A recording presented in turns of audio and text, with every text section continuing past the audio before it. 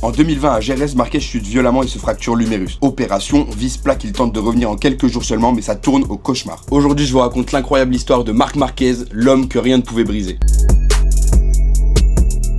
Avant cette terrible chute, Marc Marquez dominait le MotoGP comme personne. Arrivant en catégorie reine en 2013, il devient champion du monde dès sa première saison. Il enchaîne ensuite 6 titres en 7 ans avec des records dans tous les sens, des dépassements impossibles et un style spectaculaire. Beaucoup pensaient qu'il allait dépasser le record de Valentino Rossi, mais tout ça s'arrête violemment en 2020. Sa chute à Jerez marque le début d'un long cauchemar. Après cette fracture, il insiste pour revenir à peine 4 jours plus tard, mais comme vous vous en doutez, l'os lâche. Il doit être opéré 3 fois avec une greffe osseuse puis développe une infection. Pendant plus d'1 an, il s'écarte des circuits et vit dans la douleur sans savoir s'il pourra piloter à nouveau. Et même quand il revient en 2021, c'est plus le même pilote. Chaque virage est un supplice. Il souffre des bras, des épaules et en plus de ça, il développe une diplopie qui lui fait voir double. Sa vision l'oblige à manquer encore plus de courses et en parallèle, la Honda devient de plus en plus difficile à piloter. Elle manque de vitesse, elle manque d'équilibre. Marc pousse, tombe, se blesse à nouveau. Entre 2020 et 2023, il compte plus de chutes et d'opérations que de podiums. Beaucoup disent qu'il est fini et certains le comparent même à des champions brisés avant lui. Mais Marc, lui, il lâche rien. Pendant des mois, il travaille en silence. Il accepte une 4e opération douloureuse mais nécessaire pour remettre son bras droit. Il change d'entraînement, change d'approche et surtout, il se résout à une décision énorme: quitter Honda. Après 11 ans, 6 titres et des dizaines de victoires, il quitte son équipe pour une moto satellite de chez Ducati, une moto avec laquelle il devra se battre pour prouver sa valeur. Mais dès les premières courses en 2024, il montre qu'il est encore là. Il se bat en tête, il double comme avant, il monte sur le podium, il retrouve ce qui faisait sa force. En seulement quelques semaines, il prouve qu'il est toujours capable de rivaliser avec les meilleurs, il retrouve le plaisir de piloter et le public, lui, retrouve le champion qu'il a aimé voir. Ses rivaux le savent, tant qu'il est sur la piste, il reste dangereux. À chaque course, il écrit un peu plus son incroyable retour. Il l'avait dit fini, mais il leur a répondu sur la piste. Marc Marquez est un alien du MotoGP. Et toi, tu crois qu'il peut redevenir champion en 2025 avec Ducati officiel ou pas? Dis-moi tout ça en commentaire et n'oublie pas de t'abonner pour plus de contenu moto.